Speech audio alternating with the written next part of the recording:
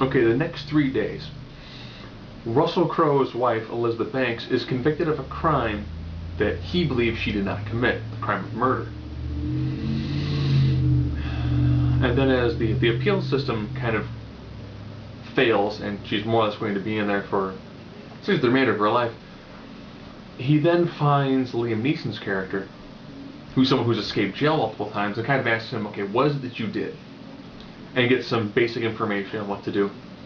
And then essentially he begins to case the joint.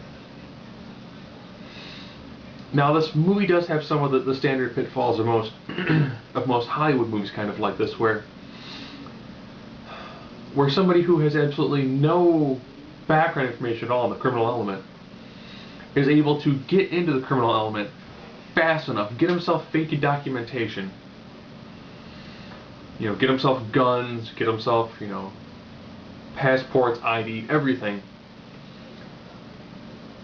as well as trail people to figure out what he needs to do to break into the jail where his wife is being held at, where 0 people have ever actually escaped.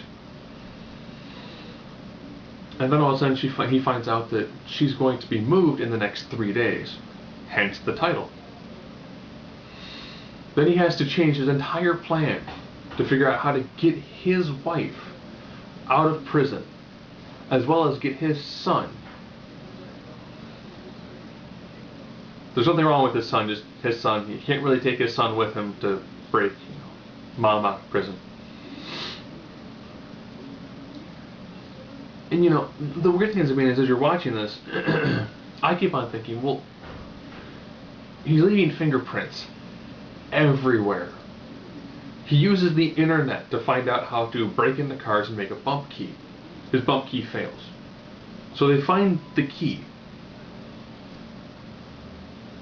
You would think if you were to find the key, and you were to be asking everybody who was in the room at the time if it was their key or not, that you could pretty easily dust the key for prints, and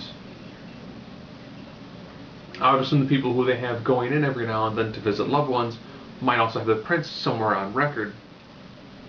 Or you just have enough probable cause that, yeah, somebody used a bump key to try to break into an elevator,